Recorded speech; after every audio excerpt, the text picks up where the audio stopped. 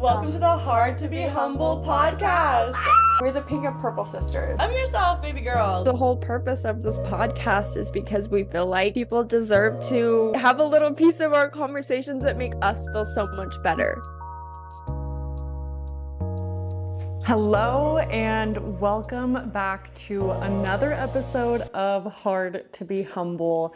Our lighting isn't the best today, but we're just going to roll with it because I have so much to say and I'm so excited to be sitting down with you again.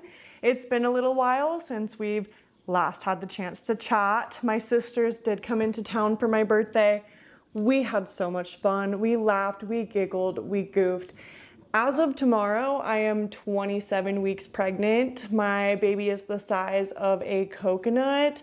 I've gained 30 pounds, and this has been an insane experience. There are so many things about pregnancy that they do not tell you about and that you will never be prepared for, like the pain in your lower back, like the size of your areolas. Call me Baloney Barb from Pitch Perfect. Oh my gosh, the weight gain, the cravings. I haven't had any extreme cravings, but what does happen is that when I want to eat something, I cannot even fathom the idea of eating anything else other than that exact meal, right?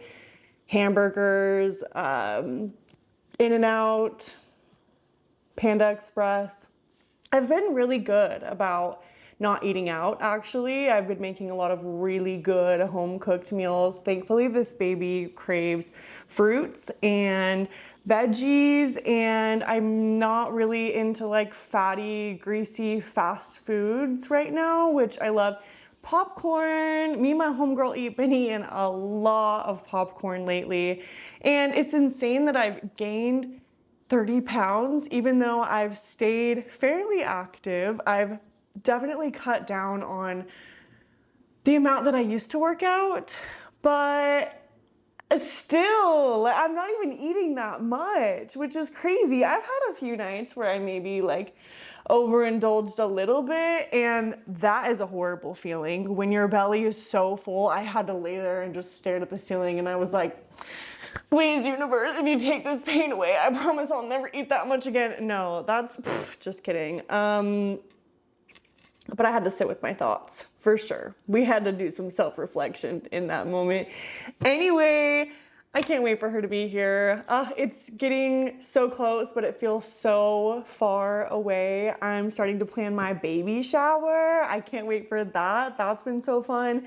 I designed the cutest invitations. I love getting to be all whimsical and like crafty and getting to use my creative abilities. Yeah, life's been good. Work has been really hard because I have extra weight in my body now and my body just doesn't perform like it used to. And I've been working 10-hour shifts, working until sometimes 3:30 in the morning. And I just have to remind myself that this isn't forever. This is temporary and it's only up from here. And one of the reasons I wanted to sit down and talk with you today is around everything that I'm going through right now, okay? It's been such a life lesson. I'm a very deep feeling person. Everything means something to me, okay? It's all connected. It's all a sign. Everything is perfectly designed to work out in your favor, in my favor, in our favor, right? And I like feeling that way. I like being a magical girl that, you know, is best friends with the universe and can constantly see the ways that the universe is working out for her. A thing that people say a lot about kids is that, you know, you're never ready for them. And as this pregnancy has gone on, I have learned that is not true for me.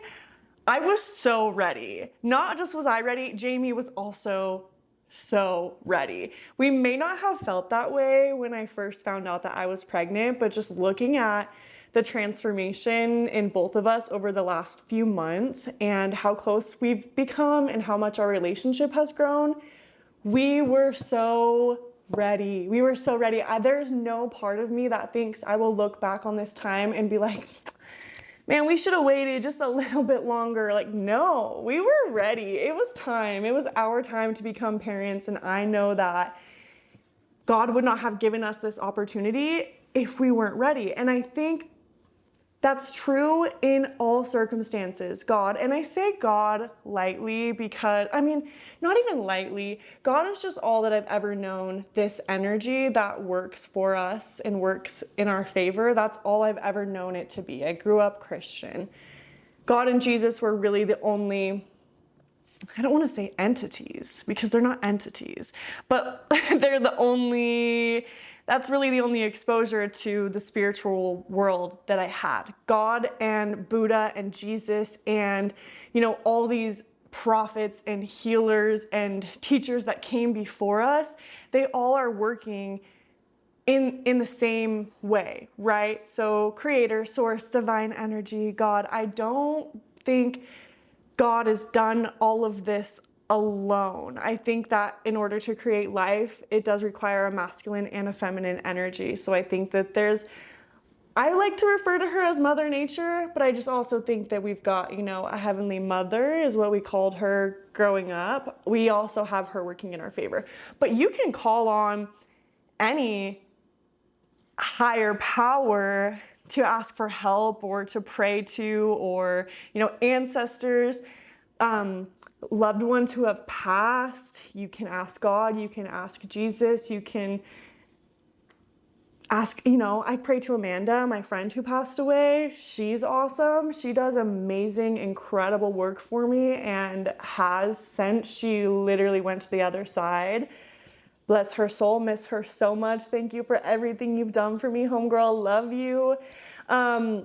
You're not going to be given these opportunities or steps or ways to level up if you aren't ready. God doesn't give you things that you're not ready for. The universe does not give you things that you are not ready for. If you have an opportunity sitting in front of you, that is because you have powers behind you that believe you are capable of handling this, whether it's something extremely difficult, whether it's a problem, whether it's a job opportunity, whether it's a way to serve somebody in your community, whatever it may be, it wouldn't be in your path if you were not ready for it. And sometimes we're given opportunities where, we pull in internally and we think, oh shoot, I'm not ready. I.e. when I got pregnant, oh my gosh, that was dramatic. That was a very tough time for me, thinking, are we really ready for this?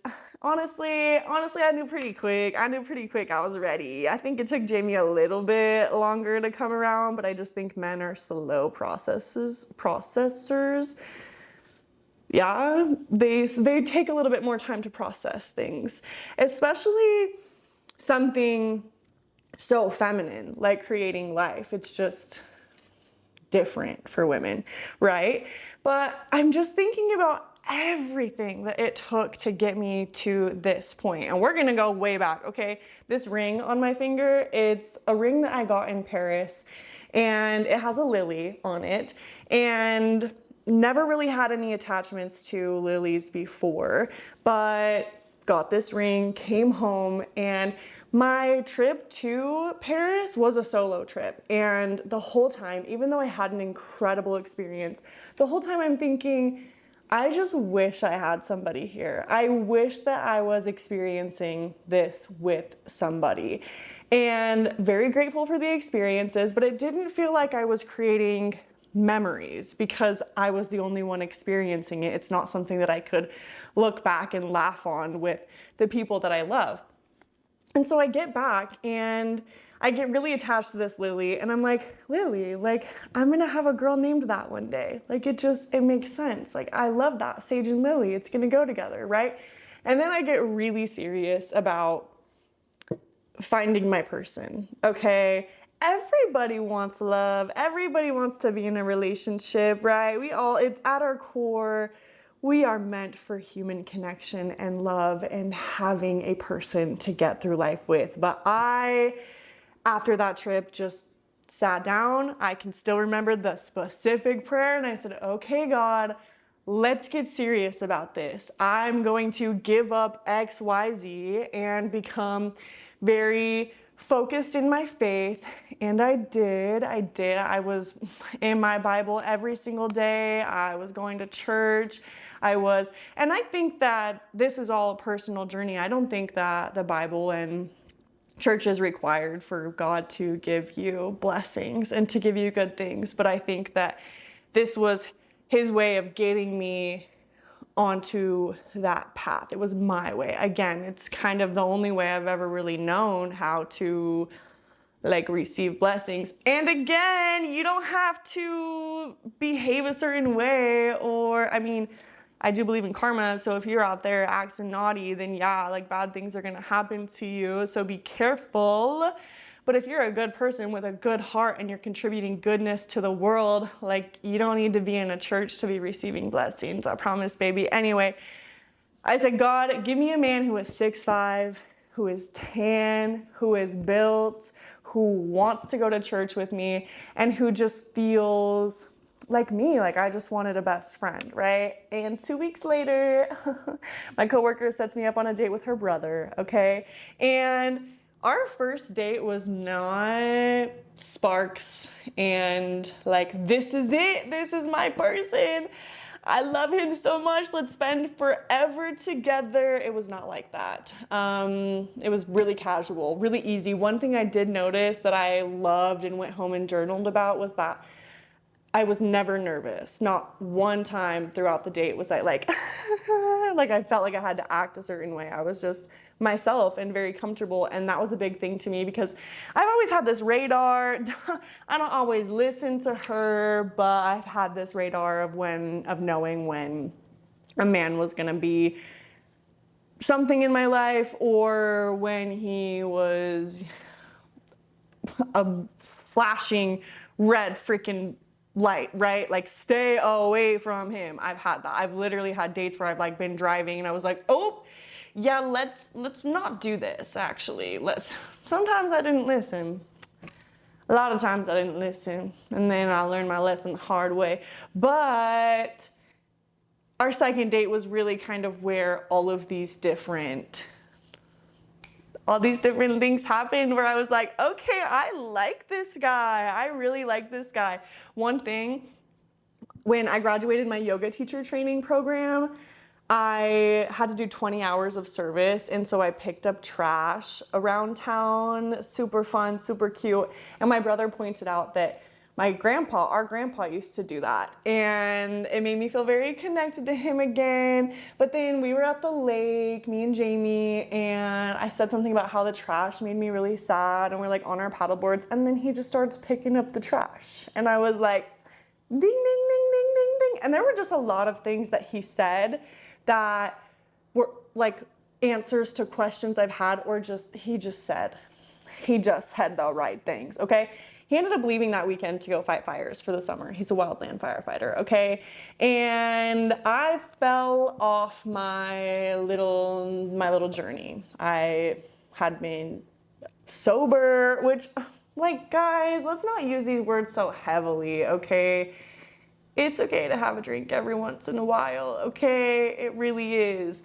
But I went heavy. I go big or go home. That's always been my personality. And I just definitely fell off. Like I just kind of threw everything out the window and was like, I don't need a man. I don't need a man. And with that, like mine and Jamie's relationship also fell off. And we weren't even in a relationship. We were just getting to know each other. Also, we talked about going to church together a lot, which, as you know, that was one thing I requested from the man upstairs. Jamie is also 6'5" and beautiful and built. And yeah, there were just a lot of things that happened. Like I didn't find this one out till later, but like he had a tattoo of a lily on his leg. I remember telling my mom, like after our date at the lake, like, Mom, Lily Lewis. Jamie and I, we're gonna have a daughter together. Her name's gonna be Lily Lewis. Lo and behold, that's what we're naming baby girl. Anyway, we stayed friends, okay? We stayed in contact. This went on for 2 years, okay? Until we got, you know, the blessing that is Lily Lewis. And looking back on everything, the way that everything had to like perfectly just like God's hand was in it, and I can see it over the last 2 years. And although I thought I was ready, although I'm praying to God like, okay, bring me a man, bring me a man, bring me a man, I wasn't ready. There was still a lot that I needed to learn and figure out, as did Jamie. There were some things that he needed to learn and figure out on his own as well. But it was also a huge just reminder that my prayers are always answered and they're always heard, okay? And I believe that in all aspects, okay? Like prayer and manifestation is a huge, huge, huge tool that we have that connects us to the divine. And I have always been so lucky to have my prayer so quickly answered.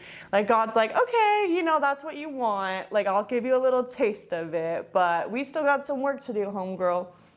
And it wasn't until this pregnancy occurred that it was like, all right, okay, we've done the work. There was still, I mean, the work is never done. The work is never fully complete. Not only do I have work to do from my lifetime, but I've got karma, you know, from past ancestors and past lifetimes. And we have all, you know, the work is never complete. It is a never ending journey. And that's so cool that like, we have something to constantly work on and work towards and work for. And yeah, I think that it's just been in my mind so much lately that I was ready. I was ready for this baby. And I don't say that to be cocky. I say that because I'm grateful and humble enough to see all of the work that not only God did, but I did, and even the work that Jamie has done to like get us to be where we are right now. So again, I just want to remind you that if you've got an opportunity in front of you or an issue or a problem in front of you, you are completely capable of handling this, because God does not give us issues or problems or blessings that we are not capable of handling or ready to receive. And that's so cool. It's so cool that we are all individually designed with a purpose and with a path, and that we are seen. And with the whole prayer thing too, I want to use that as a reminder to not be afraid to ask for the things that you want, and verbally ask. When I prayed that prayer for a man to come in my life, it was out loud. I was like, okay, let's get serious here. Let's get serious. And what a fun little journey it's been ever since then. I wouldn't change it. I mean, doesn't mean it was easy. There were tears cried. There were hurtful things said. There was forgiveness that had to be given. And that's what got us here today. It was hard, but it was so worth it. And yeah, I just felt like sharing that with you today. What else? What other advice? No, I don't have anything else. That was it. We got 20 minutes together. That's pretty cool. Yeah, I just want to remind you that you are so capable. You are so deserving, so worthy, and you have so many forces working on your side to get you to where it is that you are meant to be. And oh, I am gonna also mention this time. Time has been a huge friend of mine, okay? I'm talking about grief and heartbreak, and even just time in the aspect that it's helped me really learn to love myself. People talk so badly about aging. I've loved aging. I have loved it because I've only gotten more comfortable in my body and confident in my skin, and I've learned who I am, and I'm learning to love who I am, and I've gotten to experience so many incredible things and people and places throughout my time on earth. And if you're currently facing a problem, or you're currently in a position where you feel stuck, time is going to be your best friend. If you're grieving right now, a relationship or a loved one who passed, time is your best friend. She's your best friend. She works so well in your favor. And yeah, I'm just grateful for what time has done for me, and I'm gonna give her a little shout out. And thank you for your support. You guys were incredible. You gave me so many just words of encouragement after my last episode, and I'm very grateful for that. And I'm grateful that you've stuck by my side through all this time and through all the many different versions of myself that I've been. And most of you that listen have been around in my life for a very long time, and I'm just very grateful for that, and that you've, been here through a lot, and it doesn't go unnoticed or unappreciated. So thank you, and I love you, and don't forget how badass and beautiful and capable you are, okay? We'll talk soon. Love you. Bye. Really quick, I'm gonna give you a bump date. Oh yeah, there she is. Baby coconut Lily.